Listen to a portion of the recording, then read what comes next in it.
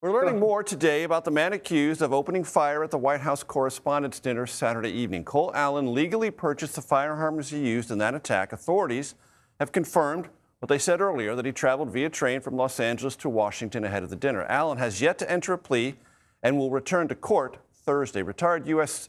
Senior Secret Service agent Timothy Reboulet joins me now. He protected 5 presidents from the years 1999 to 2021. It's great to have you here. Thank you very much. Cut to the chase. As you evaluated what you've seen, the surveillance video, what's your reaction? My initial reaction is obviously shock.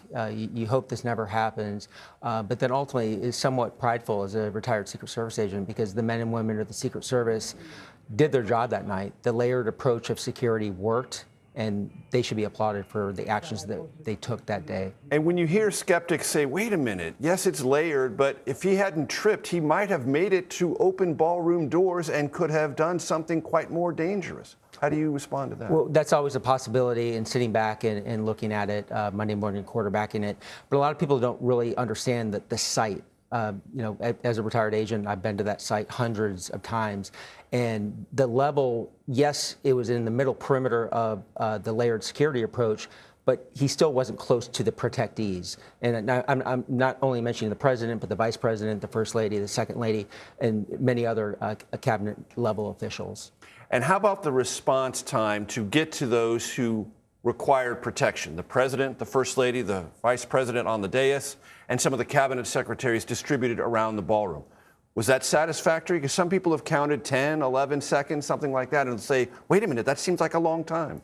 I thought it was an amazing response, and as a retired agent, that is going to be studied and looked at as the model of what to do. And the term we use in the Secret Service is muscle memory.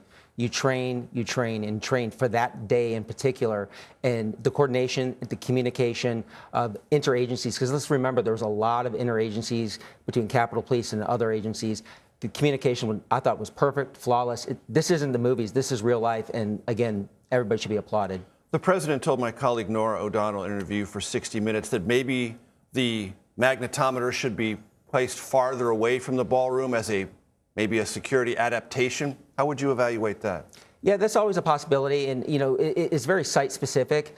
Certain sites across town in D.C., we may push that perimeter out a little bit further, but a lot of it, let's remember, it's the White House Correspondents Dinner. People are in ballroom dresses and tuxedos, so we work with the staff very closely, and a lot of staff in the Secret Service is give and take. So maybe in the future that would be the proper answer, but for that particular night, we had to go with the staff. I mentioned on this program last night a bit of the history of the Washington Hilton, and we played the video of President Reagan walking outside of it in 1981 after that assassination attempt by John Hinckley.